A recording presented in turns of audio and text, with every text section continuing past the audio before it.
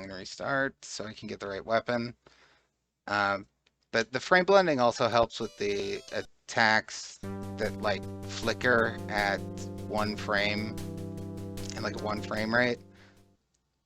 It makes them look more like a continuous stream of bullets, more like what it would look like on a CRT. You can see like a little bit of bullet trail. I think I also might have the sprite limit turned off. I'm not sure. But this game has a ton of slowdown. That's the main downside to playing it.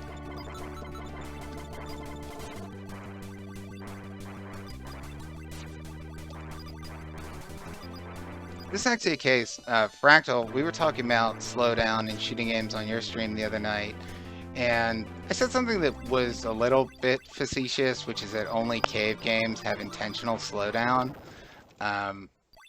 or like have slowdown as designed into the game. But this is a good instance where like these MSX Aleste games have a ton of slowdown, and the game is kind of meant to be played that way, but also doesn't feel great because of it. Like, you just would rather see something running at 60 frames per second properly. But you can see, like, we're just at the beginning of the game, and we're already getting a lot of slowdown. And this is pretty much the speed that the game is going to run at.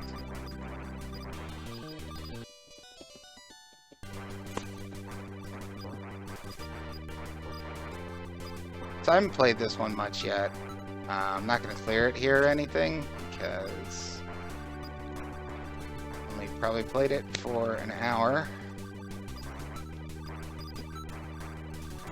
These are kind of blind clearable. You don't need to know the stages in detail because they're very dynamic and your weapons are very powerful.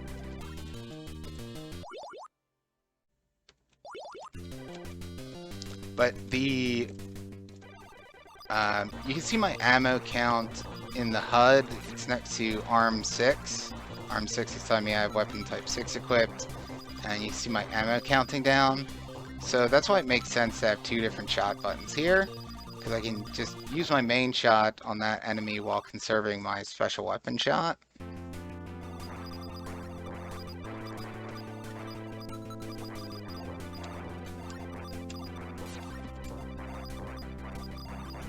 But yeah, this is more similar to Aleste 2. Like, earlier this year, I played Aleste 2 on MSX, and then I played Aleste 1 on Sega Master System, and I was like, wow, these are super different games.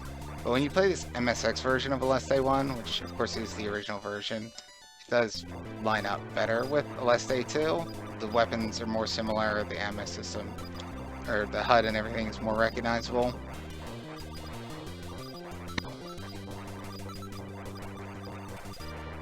A lot of the music is reused or rearranged.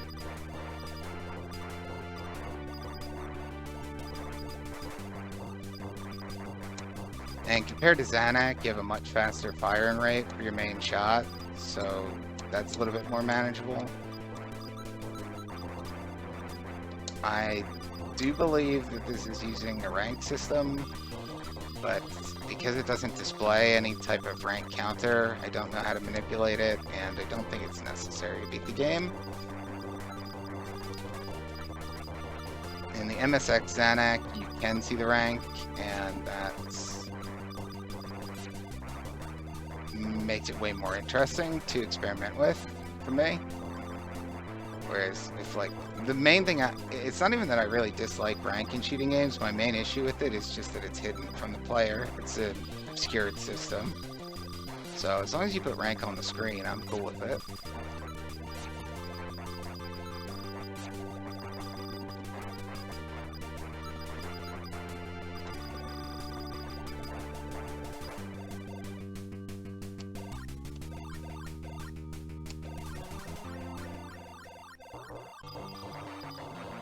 Most of your sub-weapons here do delete bullets, They're like these white bullets are destructible with any shot type, but the sub-weapon, you see, destroys the orange ones as well. So I sort of reserve it. When I'm fighting bosses, I try to use it just defensively.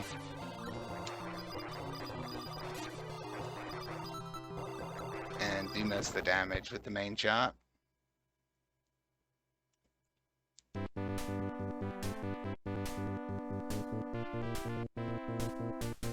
So one of the big differences with the Master System version is that is not the first level of the Master System version.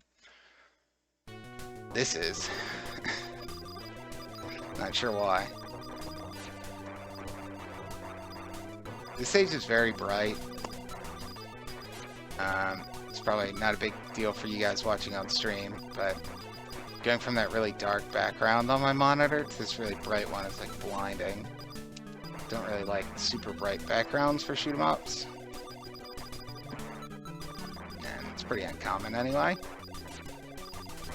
So we're just gonna stick with weapon type 6 as much as possible. I think type 3 is pretty cool too, but it's not nearly as wide as type 6.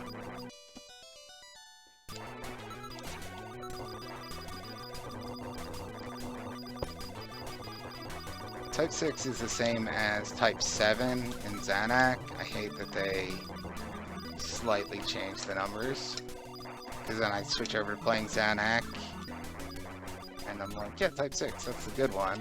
And then I get that shitty-ass bomb weapon.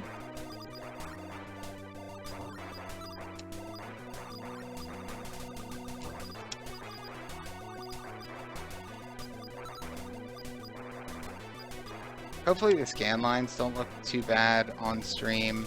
If they do, I can turn them off, let me know. I think sometimes scan lines plus video compression are a bad mix.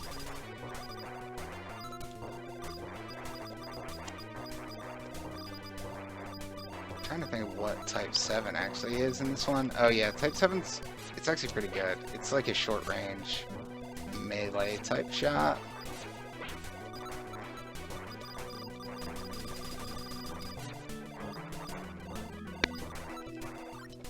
Music here is great. Pretty much can't go wrong with compile soundtracks. Ah, should have just dodged that instead of trying to shoot it. Weapon type 1, which is what you default to if you die, is pretty good in and of itself, and a lot of people will just play the entire game with this weapon. Since I did that on the Master System version, I'm trying not to use it in this version. Once it gets powered up a little bit, it eats bullets. There's 3 power levels for each weapon, so once it gets to the 2nd level, it eats bullets, as it is right now.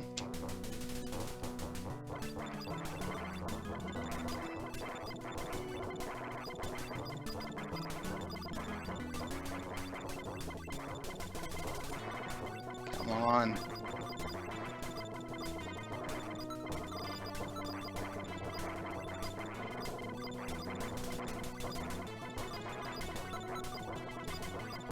Net 3! How did I miss that?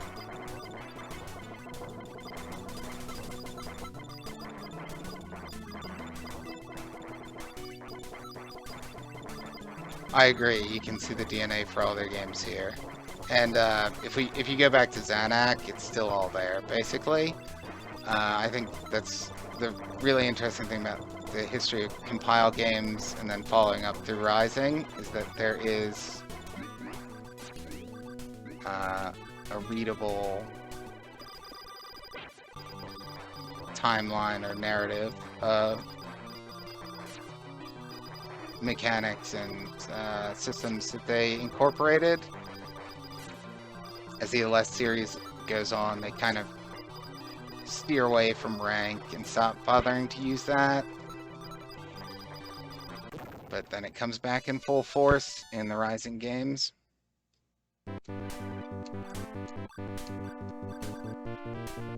the rank management in Zanak is actually, like, conceptually extremely similar to Garega. Even though most people credit that to say, oh, Yagawa, oh, you sneaky bastard. It's like, well, actually, Zanak came up with most of that.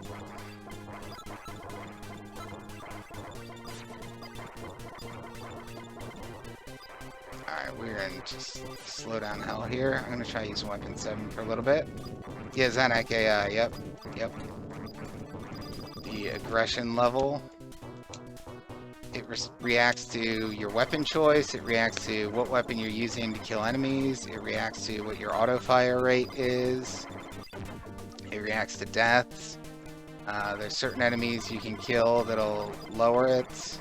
Actually, that's the big difference between Garega and Zanak in terms of the rank management, is that in Zanak you can actually lower the rank. In Garega, once it goes up, it's up. The only way to lower it is to suicide. It's not like rank management enemies like Zanak has.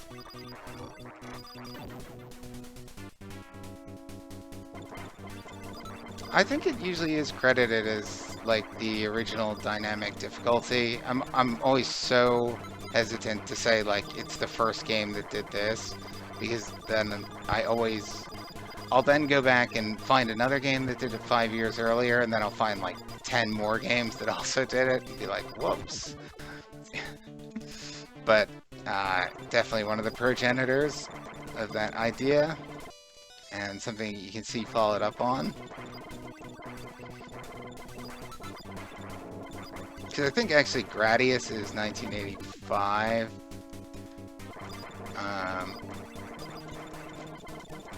So Gradius did do it first in that case.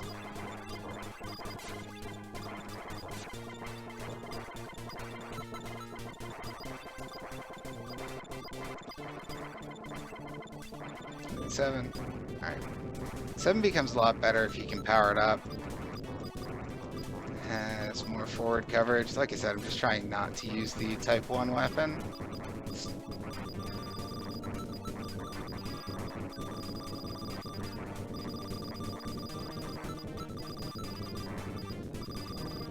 Yeah, I don't really know Darius 1 and 2 at all, but I know Darius Gaiden is notorious for its auto-fire rank. Yeah, we got a real gamer here. Yeah, that's one of the things that is that I tested out with Zanak on MSX right away, since you can see the rank in that one. I was like, alright, let's see what happens if I turn on auto-fire. And I was really surprised when I saw it respond to that, because I was like, okay, they already are thinking about, like, the meta game, basically. Like, what people are doing to cheat their way to victory, essentially. Yes, Garega has the same thing, where it penalizes you for higher auto-fire rates. I think the default rate is 8 Hertz, and I think you're safe at 10 Hertz, but anything above that, people recommend against using.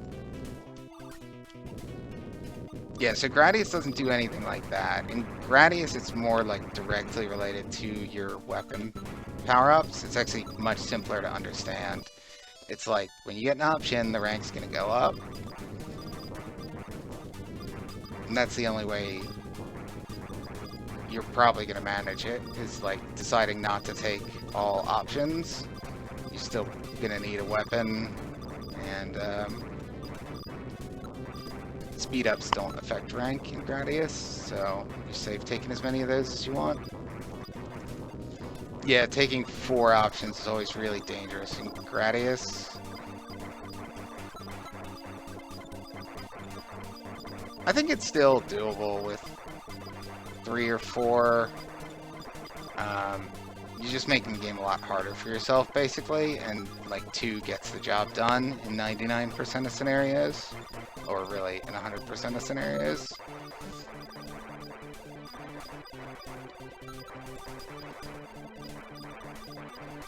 So main shot's powered up all the way, but you don't, as the game goes on, they stop giving you as many of these sub-weapon pickups.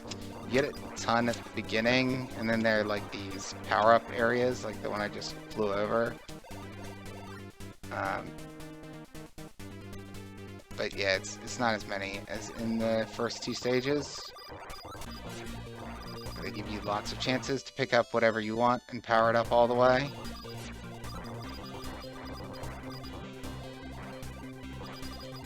Yeah, I've never played the arcade version. Well, I've played the arcade version of Salamander. I've never made any attempt to clear it. But definitely a really good one.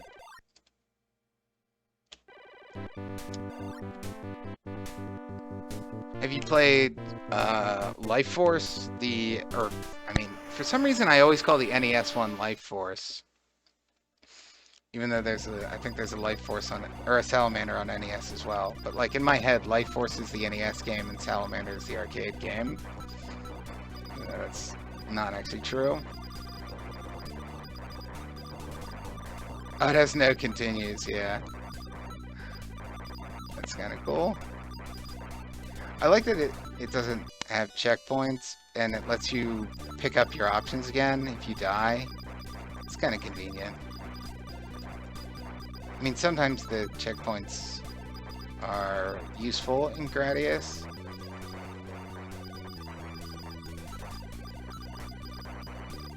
But Salamander is just more fun to pick up and play, because you're not going to get sent back to a checkpoint if you're not playing seriously. Played all variations, nice. Have you played Salamander 2 at all? That's one I'm kind of unfamiliar with.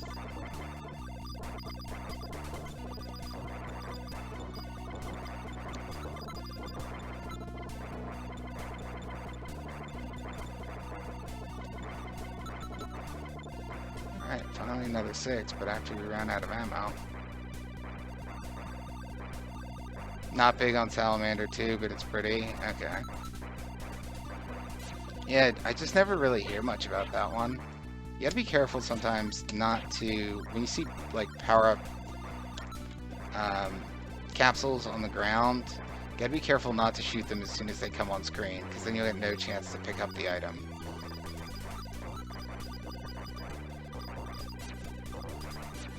Are we on stage 4 right now, or stage 5? On stage 4, I think, but the background started out green and changed to blue.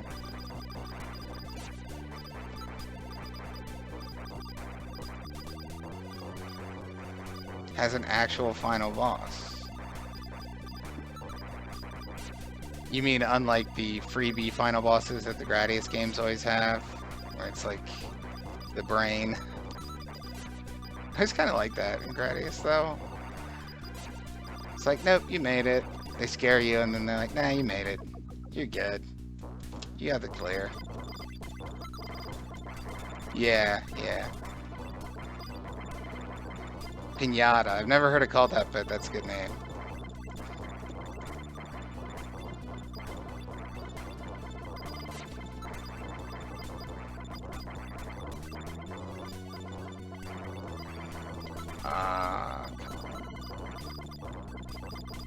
I'm so slow now. I had so much momentum going.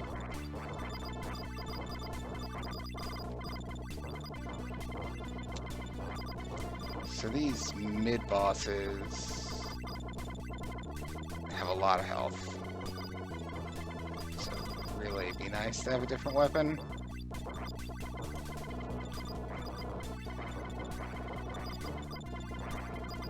Come on. It's not gonna go away until I kill him. I gotta be careful. When he's killed, he's gonna release a wave of missiles. Oh, maybe this stage doesn't continue. Alright, so yeah, this is missiles coming. Or not. Maybe that's a different one of the sub-bosses that does that.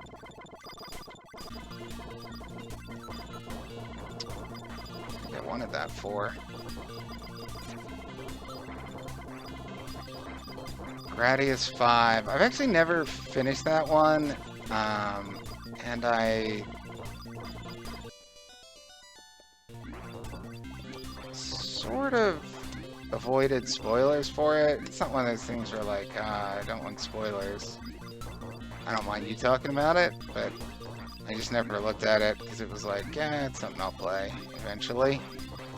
I'll get back to. My favorite in the Gradius series, the one I really like, is Gradius Gaiden. I got into that because a buddy of mine who really likes the Gradius series wanted to do a co-op clear of it, like a co-op 1cc or 2cc's I call them. And I really like the different chips. Yeah, the power-up and chip selection, because that's the thing, and that's why I like compile games a lot, because I like having a huge variety of weapons to mess around with and experiment with, and just like different ways of aiming at enemies instead of just having like wide shots and homing shots for everything. So I really like the edit mode that was in Gradius 3, and Gaiden was an even better follow-up to that, in my opinion. How am I going to get across this? For real. Alright, can I make it? Alright.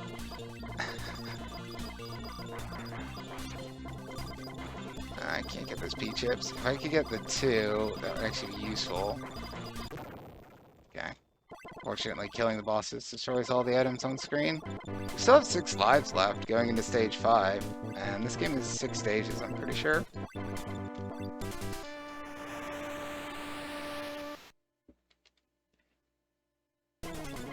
Alright. Back to the city. Wait, was that all stage... Oh, that was stage 4, wasn't it? Stage 5 or stage 4?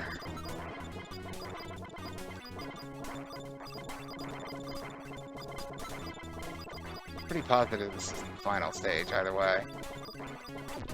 I can't get the items.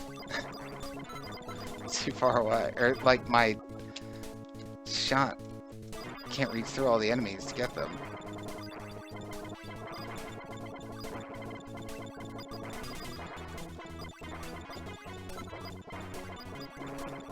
In perpetual recovery here. If I could just get this 3. Like, any of the weapons that penetrates makes a huge difference for picking up more items, basically, because you can shoot the power-up carriers and hit the P-chip carriers too.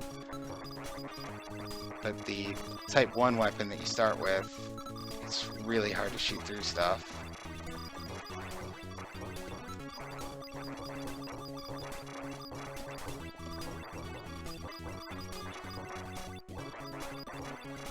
I do sometimes feel a little guilty about playing like an MSX game on a fight stick, because realistically no one will be doing that. But I don't like playing on keyboard, and they had gamepads and stuff. I mean, maybe they did have arcade style sticks. It's just a little anachronistic, that's all. I don't even care about that death, because I can still get 6.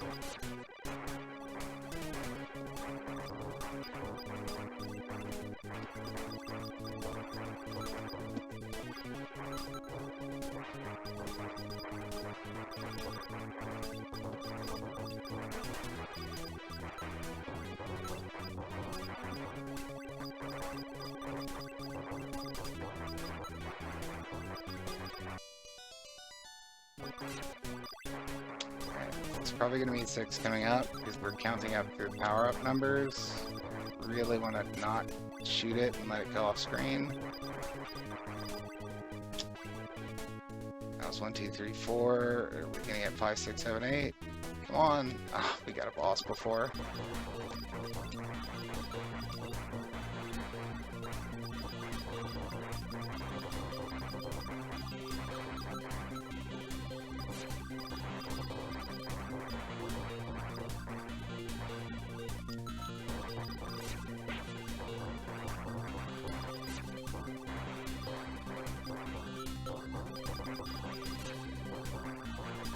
Yeah, so Aleste has the same fortress-style bosses as Zanak, but I think it's cool that they're like living plants in the Aleste series. That's something that is totally missing from Musha, the like fighting against an army of alien sentient plants. Which makes it feel, not having that feels like it's a stretch to call it Aleste, since that's the main villain in the first two games. Alright, we got another sub-boss. Maybe this is the one that shoots missiles when he gets destroyed. And I'm about to run out of ammo. Which I don't want to do, because then I won't be able to power up the weapon. Oh, this sucks. I don't want to die either. Yeah, I think I'm just going to have to risk running out.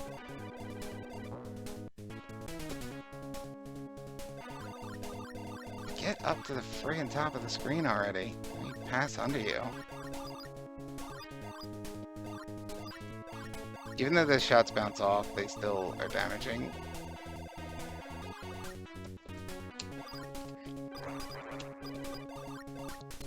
Come on. Drag this out for longer, why don't you? Oh, for fuck's sake. Why is she so hard? Because it's not Death Smiles. Yeah, you gotta practice, yep. Alright, we gotta watch out. Missiles. Yeah, there they are. Alright, please, just give me a 6. All I want is a 6.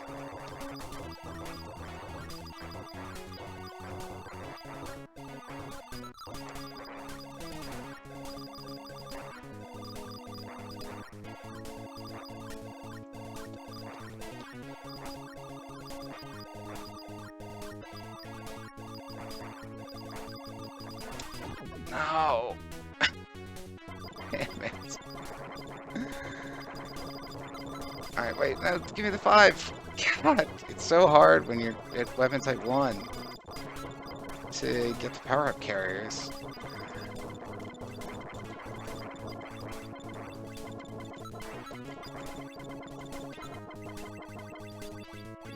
Is it all about memo? What's the path there? Routing, micrododge choices. I need the 6. I mean, like, I wouldn't worry about, like, the word memo. Like, everything is memo. I've said this before. Everything is memo. Like, you have to know what's coming. But Mushi, like, you do have to have, or like, the thing is, okay, for one thing, you get a lot of bombs in Mushi, so you can use bombs to get yourself out of situations that are otherwise kind of like walls or unrecoverable. So when you're practicing, you kind of want to go on and off using bombs, like learn what bombs can save you from, but also don't bomb all the time while practicing, because you're gonna not develop a sane route. You're gonna be playing, it's gonna facilitate playing in an inconsistent way. So you do at least want to have like a priority of what enemies am I focusing on, like who needs to get cleared off the screen first, and later in the game it's good to know when you're going to get bullet cancels so that you can manage your damage output to get bullet cancels when there's a ton of shit on screen, especially if you're using the S-type weapon, I think. Yeah, you want to get the extend, and the one-up item in stage 3. You should be able to get, the score extends are pretty consistent, so you'll probably get the first score extend in stage 3, the second score extend in stage 4. I really need a different weapon. I don't think 4 is it, though. Don't really like the shield weapon in the Aleste games.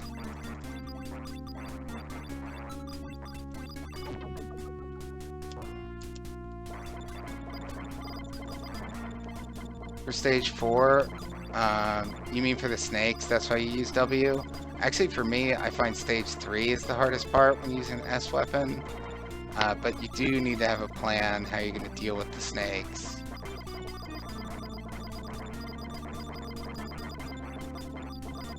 I'm just sadly watching that 5 float away. I made a run for it.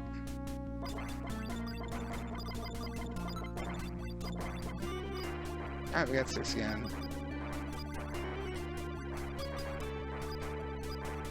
I just got pause. You really want to put the time in until after Kai Katana, but won't do it. Yeah, I mean, I would say, like, try, but it was one, yeah, I had to sit down for a while. I practiced it for probably 30 hours at the beginning of the year, and I just couldn't play stage 3 consistently, and so I was like, I need a break from this for a while, and so then I came back 6 months later and practiced for like 5 or 10 hours, and was able to finish it, but yeah, take breaks. I would say if you like S, just stay with S, and don't switch weapons unnecessarily. And for option formations, those can make a big difference too. It's not as... I wouldn't recommend against switching option formations during the game, but you do want to know what option formation you have going into each part. Like if you play stage 3 with trail, then make sure you always take trail in stage 3, because it's going to be different if you've got formation. They make a big difference in how you're going to move around the screen, again, especially when you're using the S-type, because you're going to be really dependent on the options for coverage from the sides.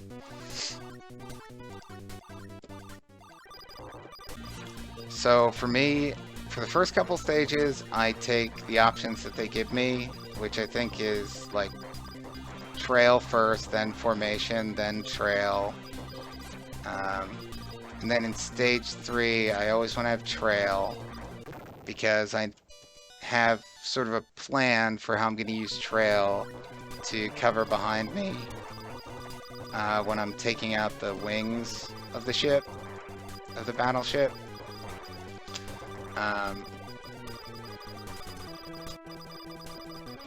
And then for stage 4 on, well, from mid stage 3 on, I take formation and keep it, because the snakes at the end of stage 4 I just find easier to deal with formation.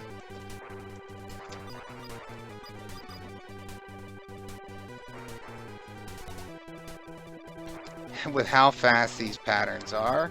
So I would figure out which patterns you can dodge. Start out by figuring out which patterns you can dodge and which you can't. So there's a part of what I think is really good about Mushi is that it goes all the way from really slow bullets to really fast bullets. And you don't see the really fast bullets all that often when you're playing an original. So like, for instance, those wings of the stage 3 ship, they shoot a bunch of radial patterns, and like the final radial pattern is really fast, very hard to dodge. And so what I do for those is just I plan the bullet cancel. So when you destroy the wing, you get a full bullet cancel. So I make sure that my damage timing is, or my damage is focused enough that it's going to cancel bullets as soon as it shoots that fast wave.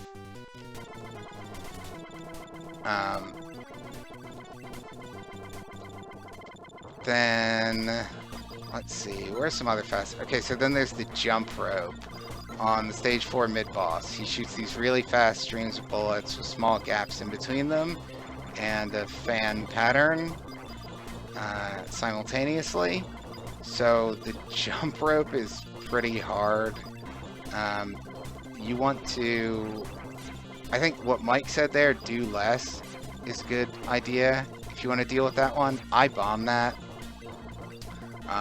It's been too inconsistent for me to want to do that in a real run. But if you want to try to actually dodge that, doing less is a good tip, because jump rope basically is targeted at you, and if you move around a lot, you're going to make it into this big zigzag.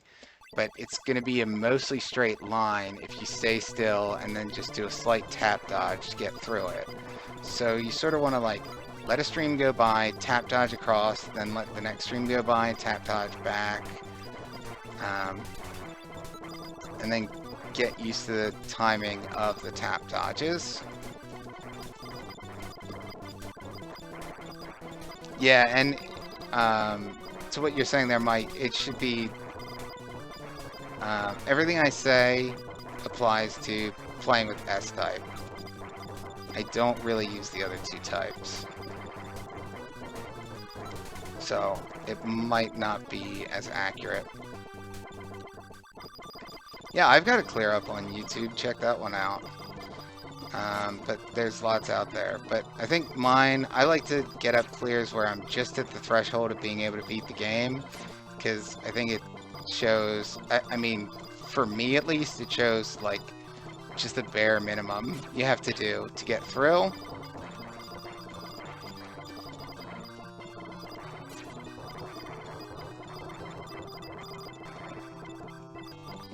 So yeah, there's like planning and bullet canceling, there's like tap dodging, knowing which patterns are reactive versus which are static is important, like that jump rope.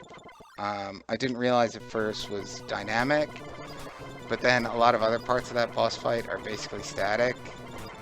So it doesn't hurt, like if you move around the screen a whole lot, it doesn't actually hurt you that much. There's also another thing going on in Mushi is the rank is affecting things, so I think it's pretty noticeable in Mushi. It's not crazy strict or anything. At max rank, on original at least, the game is still perfectly doable. But that's part of the reason why you don't want to be afraid to bomb, because you should just expect that the rank is going to kill you at some point. If you're, again, this is if you're a threshold level player, you know, just trying to get a first clear. Yeah, so in the training mode, you can see that you can set it to no miss rank or default. That doesn't quite cover the spectrum of all the rank possibilities. The no miss setting is actually not as hard as what you're going to see if you're actually no missing in the game. I'm pretty sure. I can't say that with 100% confidence, but that's just what it feels like to me, is that it's harder when I'm on an actual no miss run than it is in the training mode. So that is going to increase the speed of certain bullets. So you can't just have a totally internalized timing to everything. So there's some patterns, you know, especially once you get to stage 3, if you're doing well, and stage 4, where you're going to be like, what the heck? I didn't think that this pattern was going to be, like, I've made it through this pattern a million times, and now it's killing me? What the hell happened? Even though it looks basically the same, it's probably running like 25% faster. So that's another, and this is where like practicing a lot comes in, is that you're seeing all these variations while you're practicing through it and being like, okay, this is a pattern that I'm safe to do at low rank, but it's going to be a nightmare if I'm playing really well up to this point. This is just how I think, I guess. It's going to be a nightmare if I'm playing really well up to this point, so I need to have an alternate strategy, which is usually just bomb. Don't die with regrets. Always use all your bombs before you die.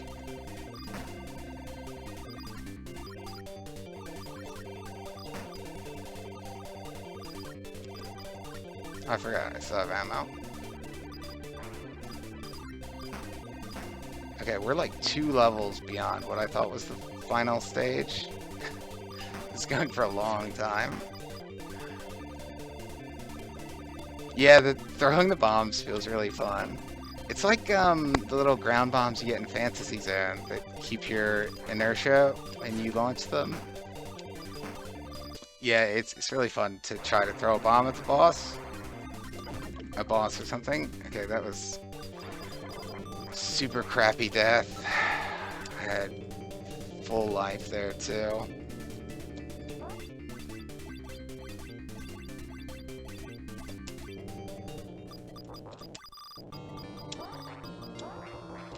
Frankly, it's Euro. I mean, it's inertia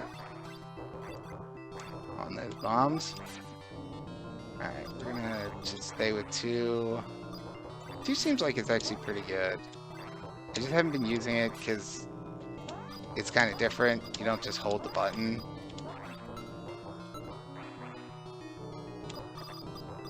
But when you're holding it in front of your ship, it is a shield.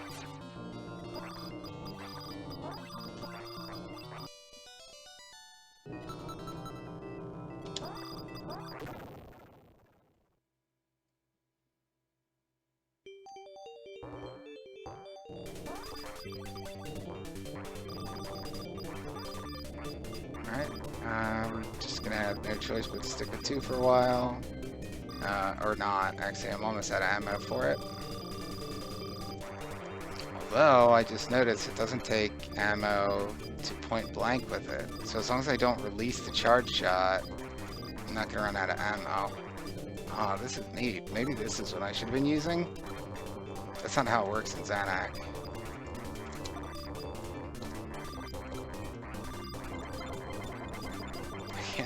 I want the 6. Alright.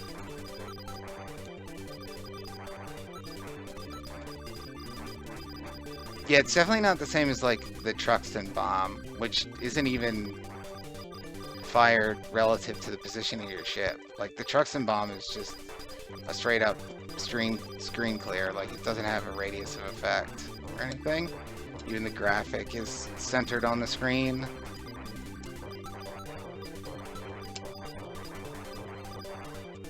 Oh, I just realized my fingers are on the wrong buttons. No wonder it's felt so weird, switching between weapons.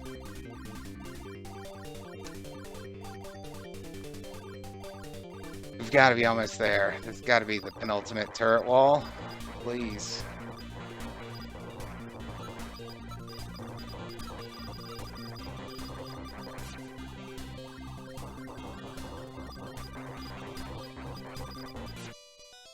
Maybe this is why the Master System version doesn't have the first stage. It would have been too long to fit on that cartridge.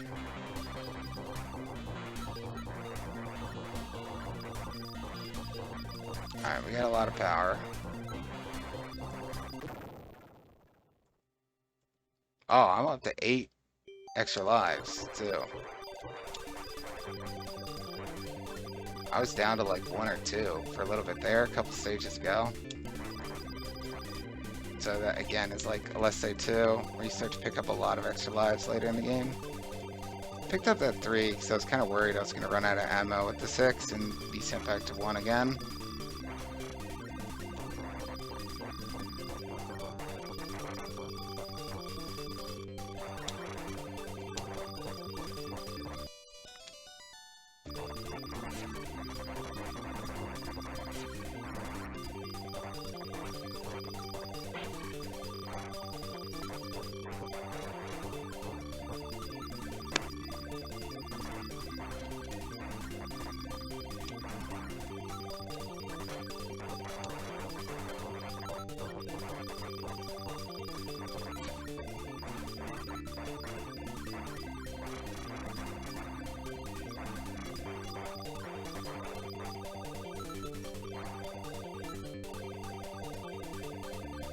I'm pretty sure this is what the final boss Carter looks like in the Master System game.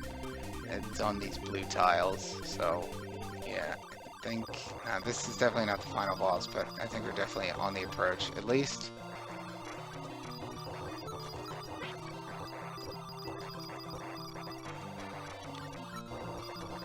cleared that one in just a couple days, so I don't have the strongest memories of it. I'll grab the 6 if I can, but I'm going to prioritize fighting the boss, because the 3's doing alright for me right now.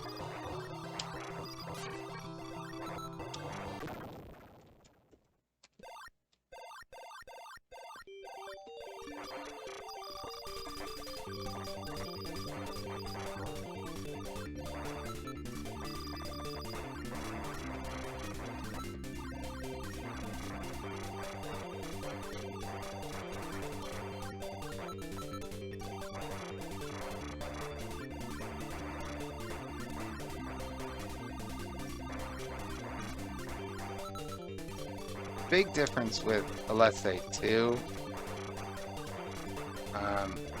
It feels more modern, basically, than the first one, and Zanak is that the sub-weapons, they take out most of the sub-weapon eating bullets behavior. You still got like a shield sub-weapon, but it's not like all of them destroy bullets for you. This laser, for instance, is also the Type 3 in Aleste 2, and it feels much better to use here because it eats bullets. Oh, there goes all our ammo. Alright, let's get that 2. It's working pretty well before.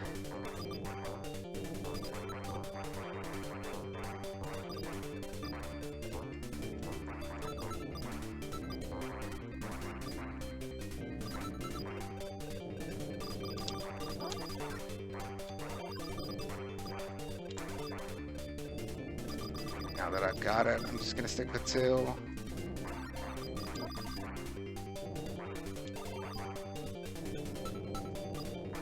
As a matter of fact, I think I've used everything at some point on this run except for 8s.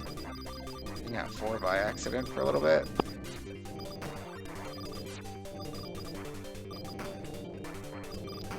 Eight is like a sine wave pattern laser. It seems pretty good, actually. Just to never pick it up by accident. And 5 in this version is totally different than what the Master System 5 is. Master System 5 is like a homing shot.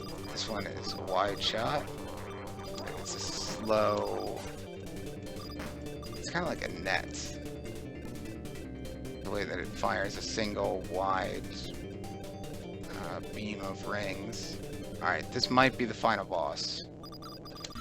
Oh, you're using M shot, so I just gave you tips for the wrong weapon? Nice. I think I need the 6. I was gonna run out of ammo.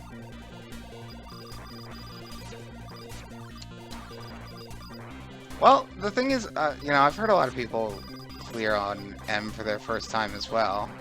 I think I was arguing with Octane about it, because he's like, you gotta use M. And I was like, I don't like M. He's like, it's better. I don't know.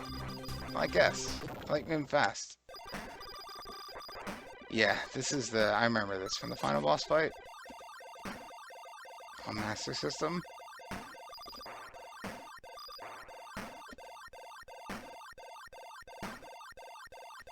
Look at... Did you see that power-up carrier sneak between shot waves? Look at that shit. See if this one does it. Nope. He didn't get by. This is really needlessly slow.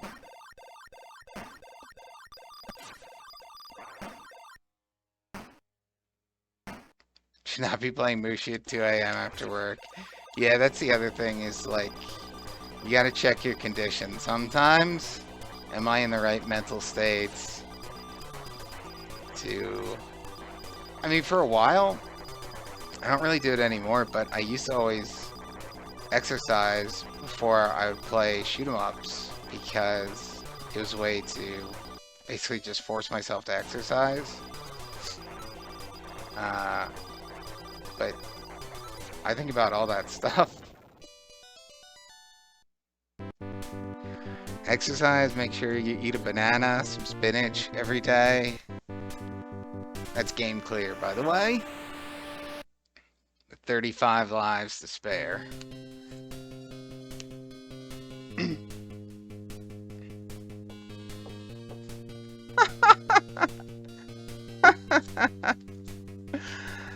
You won. You destroyed all the enemies. That's all there is to it.